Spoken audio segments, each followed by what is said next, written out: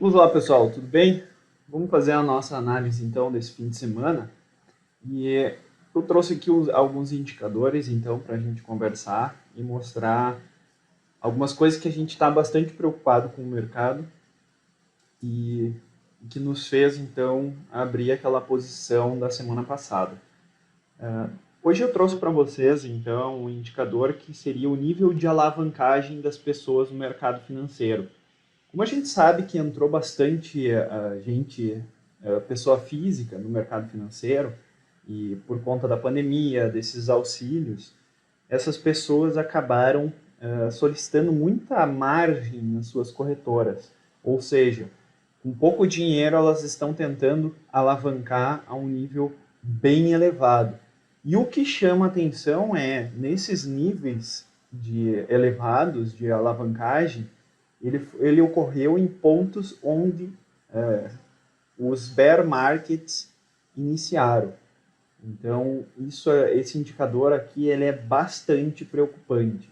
Então, aqui hoje, nós estamos aqui com um nível de alavancagem, então, chegando a 62%. Então, as pessoas estão num nível bastante extremo de alavancagem, de aumento do seu patrimônio ali. Ou seja, com pouco, eu tento investir com pouco, mas eu me exponho a muito. Um exemplo prático, geralmente, então, no mercado futuro, a gente fala sobre esses termos de alavancagem. Então, com R$ 1.000, basicamente, a pessoa consegue se expor a uma exposição aí de R$ 100.000. Então, é uma alavancagem bastante grande. E isso demonstra aqui nas corretoras americanas esse nível de alavancagem. Se a gente observar em momentos anteriores, então aqui a gente vê o S&P, tá? Desde aqui de 1960 até o momento atual. Se a gente vê isso no longo prazo, obviamente o índice aqui ele só subiu, só teve uma valorização. Mas a gente está falando de S&P, a gente tem casos aqui que seria do Ibovespa, mas no longo prazo sim, ele teve essa grande valorização. Entretanto, se a gente olhar em alguns momentos, por exemplo, aqui ali em 1973, por aí, antes de um crash que teve lá, então esse nível aqui de alavancagem também estava bem elevado. Só que, se a gente observar, então a gente tem 1973 e o mercado só superou essa máxima e começou a se valorizar a partir aqui mais ou menos de 1985, ou seja, 15 anos.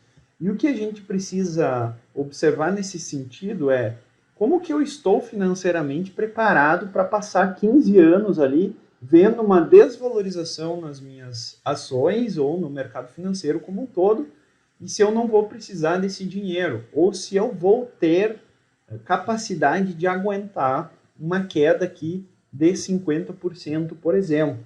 Então a gente já envolve questões psicológicas aqui também. Então essa questão de a gente entrar no mercado financeiro em momentos em que esses níveis, os indicadores estão apontando que não vale a pena, a gente precisa ficar bastante atento, tá? Aqui então, em 84 por aí também, antes de uma crise, tá? Tivemos aqui o nível elevado na alavancagem das pessoas, mas aqui já foi uma recuperação um pouco mais rápida. Agora, a gente vem em momentos mais preocupantes também. Em 2000, o nível estava bastante elevado aqui também, e a gente teve uma grande desvalorização aqui na bolha.com. Tá? Já 2008, também, a gente também teve essa grande desvalorização, mas é isso que a gente aponta. Por exemplo, se o nível está elevado, eu não preciso entrar no mercado acionário. Eu aguardo um momento em que esses indicadores estão mais normalizados para fazer a entrada. Não quer dizer que eu vou comprar mais caro ou mais barato. Não, a gente só aguarda o momento de alívio dos indicadores para a gente não entrar e treinar o nosso mindset. Tá? Então, esse é um dos indicadores. Aqui a gente tem outro indicador que seria das recomendações por parte dos escritores de newsletter. Então, eles estão também bastante otimistas e geralmente quando esses níveis eles atingem esse patamar aqui dessa linha vermelha, que é mais ou menos 80%, o mercado costuma a fazer algumas correções. A gente nunca sabe o tamanho ou a dimensão dessas correções, tá? Mas isso ele só demonstra que eu sou investidor de longo prazo, mas agora eu não vou fazer aportes, eu vou aguardar os indicadores se aliviarem para fazer os meus aportes novamente, tá? Então, eles são bons indicadores nesse sentido, para a gente só aguardar e não comprar naquela euforia, naquele medo de perder o bonde passando. Então, a gente precisa fazer a gestão do nosso patrimônio com bastante calma, bastante tranquilidade. O ditado do mercado já sempre foi, né? O mercado financeiro é a transferência de dinheiro entre os impacientes para os pacientes. Então, a gente tem que ter calma, porque o indicador ele vai ter esses alívios, ele vai ter essa tranquilidade. E quando tiver isso, aí a gente entra fazendo os nossos aportes. Sempre não se preocupando com o tamanho da queda, tá? Mas em si se preocupando se eu não estou comprando em um momento de euforia. Aqui, então, temos outro indicador. Deixa eu mostrar aqui para vocês.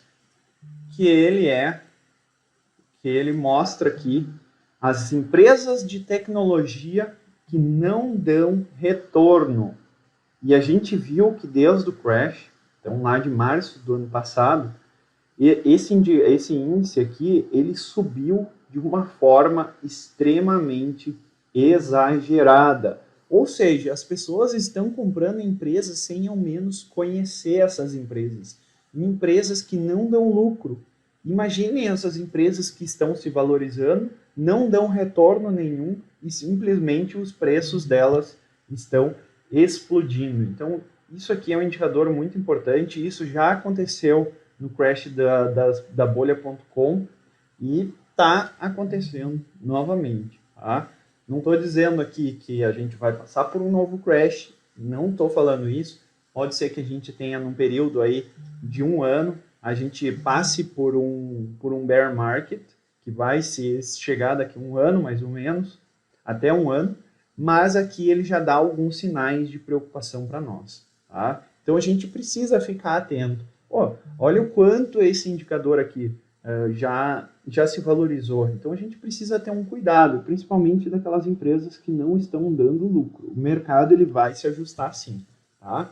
Então esses são os principais indicadores que a gente avalia hoje. E vamos para o mercado.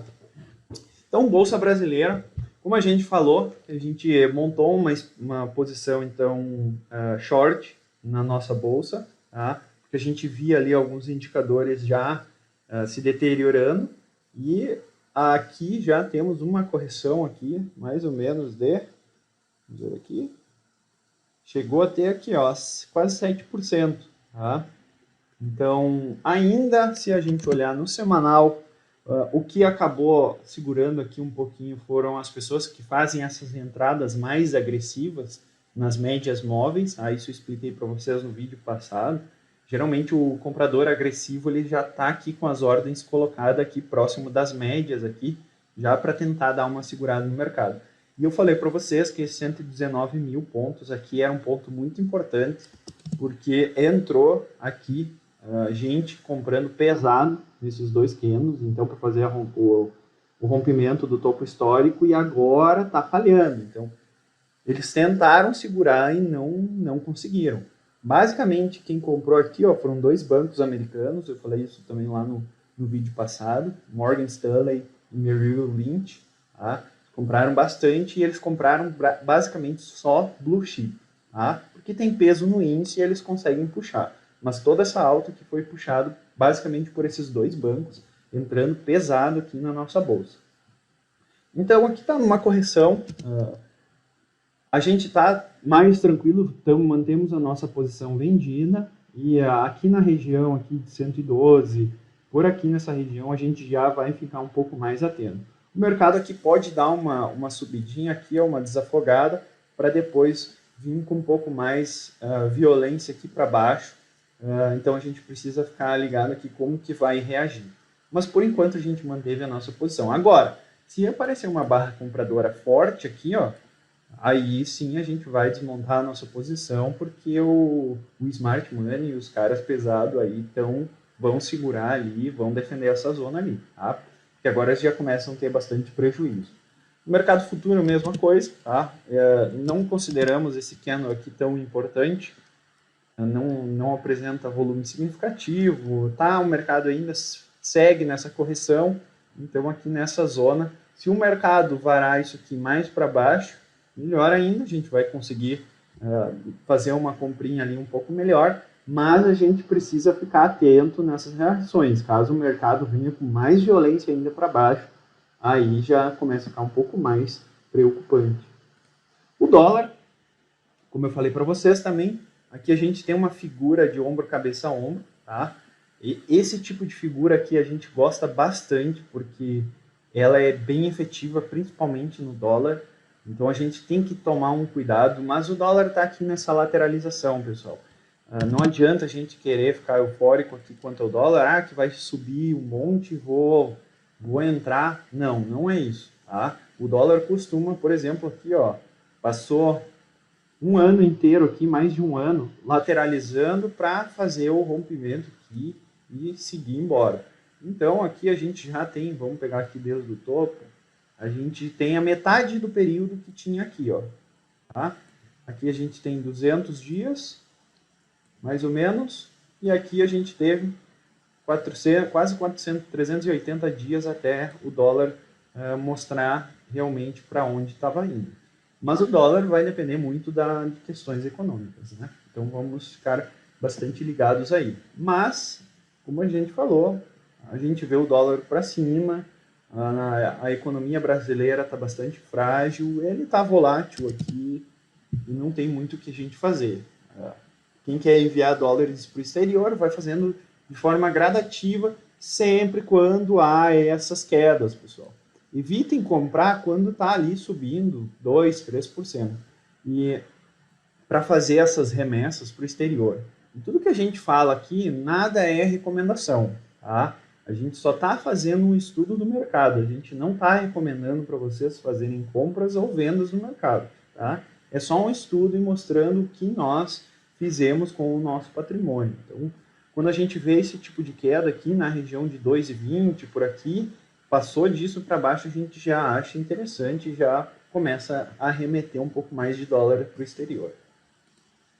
Quanto ao juro futuro, então os juros futuros é uma questão aqui muito preocupante. Tá? A gente até fez uma brincadeira no Instagram lá, quem que estava mentindo, se era a bolsa ou se era o dólar e os juros futuros. E eu acho que a gente já pode ter essa percepção que quem estava mentindo realmente era a bolsa brasileira, porque essas divergências aí, a correlação negativa, ela sempre existiu. Então a gente vinha tendo uma correlação positiva, bolsa subindo, dólar subindo, DI subindo. Opa, alguma coisa está errada. E agora a gente viu, a bolsa já caiu e o DI aqui deu uma boa disparada. Então a gente tinha feito a nossa compra, a gente mantém aqui, ó, fizemos a nossa compra e estamos segurando. Temos aqui uma região aqui, ó, mais ou menos subir aí mais 0,3 pontos aqui para os juros, mas a gente ainda tem expectativas muito boas para os juros, o que é péssimo para a nossa bolsa, mas a gente pretende ainda segurar um pouco mais os juros aqui. Tá? Juros está com uma sinalização ascendente, então, e se passar aqui, ó, gente, passar esse 7,10 aqui, ó, segurem esses juros aqui, ó. Tá entrando volume, tá entrando compra pesada aqui. E se passar os 10, é um rompimento de uma linha de tendência de baixa com pivô. Topo, fundo, ascendente. Então, os juros futuros já estão aqui. Se romper aqui, ele entra numa tendência de alta e, ó, quando ele entra em tendência, como aqui a gente teve uma de baixa, quando ele entra em tendência de alta, é bastante perigoso, tá? Então a gente precisa ficar muito ligado aqui nos juros. E outro que a gente também está de olho aqui, que a gente já falou para vocês, é o café. O café a gente pode ter uma movimentação maior agora no mês que vem, tá? Quando a gente vai ter dados um pouco mais da produção de café, mas observo o café aqui com bons olhos e boas oportunidades. Então a gente está procurando um ponto bom no café aí para fazer uma entrada. Vamos lá, S&P, vamos botar aqui no gráfico semanal. S&P continua nas alturas. Vejam a questão que a gente fala de investir no exterior e investir no Brasil. Enquanto a Bolsa Brasileira aí caindo 7%, o S&P aqui, ó, nem bola, fechando em máxima histórica, indo lá para a lua. Então, essa é uma grande diferença do mercado emergente, de um país que tem as suas complicações e de uma grande potência americana. Tá? Então, a gente sofre muito mais no Brasil do que os Estados Unidos aqui no S&P. Então, o S&P ainda está longe das suas médias aqui, então, se lá aqui começar a corrigir a nossa bolsa, possivelmente vai sofrer ainda mais, tá? E está num patamar bom aqui já para uma correção, o mercado americano, tá? Então, a gente precisa ficar de olho aqui, porque uma correção pode vir a ocorrer aqui em nada, aqui, ó, uma correção de uns 5%, vai estar tudo normal, vai estar tudo tranquilo aqui para o índice americano. Vamos para o Nasdaq. Então, Nasdaq também. Quem vem puxando, aqui a gente vê algumas questões. Quem está puxando os preços para cima são as ações do Nasdaq, principalmente as FANGs, as ações de tecnologia. Ou seja, as empresas industriais elas já não estão tendo tanto fôlego. Então, o pessoal está fazendo uma seletividade maior e focando em poucas empresas. São elas que estão puxando esses índices para cima. Então, a gente precisa ficar bastante atento a isso, tá? Isso geralmente não é um bom sinal, essa seletividade aí. E aqui, ó, a gente tendo aqui temos uma ordem aqui, ó, de compra aqui. A gente tem mais exposição, mas até essa aqui ficou aqui no gráfico, mas a gente tem mais posições aqui para, se a gente quiser fazer uma compra aqui, mas a gente está com uma posição vendida aqui no Nasdaq. Tá? O que mais que eu tenho para falar para vocês? ZWZ. Aqui a gente também tem uma posição de put no EWZ, tá? Bem pequenininha assim, só para a gente se beneficiar. Então a gente acha que ele vai vir aqui pelos $33. Então estamos aguardando aqui, ver se ele vem. É bem pequenininho aqui, só para a gente aproveitar essa queda aqui, porque a gente ainda está comprado, então a gente tentou dar uma defendida na nossa posição, mas nada significativo. Como falei para vocês, a gente nunca coloca mais do que 1% aqui do nosso capital para uma proteção. E aqui é uma compra de uma put, então são 100 lotes aqui do EWZ. Então 100 lotes seriam $3.500 aqui, tá? Então é só uma putzinha aqui que a gente tem para defender 1% do nosso patrimônio. Então, mais ou menos aí 1% dos $3.500 aí, então tá valendo essa nossa posição aqui, tá? Então o EWZ aqui, ó, a gente acredita que ele vai vir aqui pelos $33, tá? E isso faz com que ou o dólar vai subir aí mais uns 3% e a bolsa também cair mais uns 3%, mas segue tudo em ordem, tudo tranquilo. Outro que a gente tem, deixa eu só arrumar aqui uma configuração, para não ficar aparecendo esses... Aí. Vamos agora então analisar o DXY, que é o dólar frente às principais moedas, e a gente também aqui, ele deu uma corrigida na semana passada, mas aqui se passar, ó, lembra aí daquela figura do ombro, cabeça, ombro que a gente viu? Aqui parece que também está se formando no fundo, ó. E se passar isso aqui, gente, o nosso real vai desvalorizar bastante. Muito cuidado com isso. Mas então a gente vê o DXY aqui se valorizando para cima e a gente tem dívida também mundial toda em dólares, então é isso aí, dólar a gente vê para cima, a gente não vê o dólar para baixo não, tá? Ouro, segue lateral, deu uma encostadinha aqui na 200, já mostrou uma reação, e o ouro aqui está só lateralizando, descansando, então a gente pode entender aqui como um grande mastro bandeira, tá? Olha aqui, mastro, tananana, faz aquela correção, uma bandeirinha. E se isso aqui, ó, passar aqui, ó, é dólar, ouro aqui é para cima, tá? Então a gente vai ter que ver essas reações aí da nossa bolsa, se o risco começar a ficar grande aqui, o ouro aqui vai valorizar bastante também. Então a gente vê isso aqui, ó, graficamente, mastro e a bandeira aqui lateralizando, tá? Isso que a gente fala sobre a paciência do investidor, né? Então aqui, há quanto tempo aqui o ouro aqui tá lateral, ó? Desde agosto do ano passado.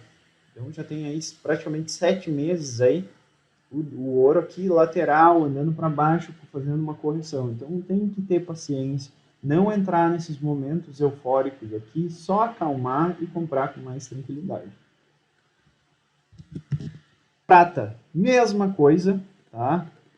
Então a gente vê aqui, ó, mas parece uma bandeirinha aqui, ó, paciência, que ela retorna à média e aqui na média os compradores agressivos já tentam bater aqui, ó, para comprar e mandar essa prata também para cima. Então a gente vê uma relação aí muito boa, tá? E um mercado ascendente aqui para prata. E aí tem que aproveitar esses momentos de queda aqui para fazer algumas exposições. Último então, vamos para o Bitcoin, rapidamente aqui. Aqui, Bitcoin. Então, Bitcoin na tela aí, vamos analisar em dólares, né? O que o Bitcoin? A gente teve uma barra vendedora aqui, ó, com bastante volume, então isso aqui traz um pouco de preocupação, pode ser que o Bitcoin agora faça uma queda lenta ou fique lateral aqui, então a gente precisa ver o comportamento, tá? A gente realizou boa parte aqui próximo dos 40 mil dólares e agora a gente está aguardando o mercado se movimentar para fazer novas entradas. Então, o mercado aqui do Bitcoin, lateral, então não... Vamos aguardar aqui alguma sinalização aqui para ver se a gente aumenta ou o que a gente faz, tá? Por isso a gente diz, paciência, deixa o mercado corrigir, ir para as médias, ó, ainda as médias estão bem longe, então se ele vier aqui nos 21 mil dólares, gente, é completamente normal, a tendência continua sendo de alta e ele tem bons fundamentos. Mas a gente tem que ter calma para não comprar longe das médias, sempre esperar ele fazer uma correção. Tá? Pessoal, por hoje é isso. Sempre deixe os comentários aqui um ativo que vocês gostariam de que a gente avaliasse, se tem uma oportunidade ou não, mas a única coisa que a gente vê agora como um bom ativo para comprar e se expor ainda é o café, a gente ainda está de olho, mas com muita tranquilidade, muita paciência, e a gente vai conseguir fazer a nossa exposição no cafezinho ali, se tudo der certo, tá? Então curte o vídeo aí, compartilha lá com os amigos de vocês, e não esqueçam, não entrem na euforia do mercado, tá? Comprem quando os indicadores estiverem um pouco mais aliviados. Não se importem se vocês vão entrar com o mercado um pouco mais caro ou mais barato. A ideia é não entrar na euforia, porque euforia geralmente é uma sinalização muito perigosa. Certo? Grande abraço para vocês e até a próxima.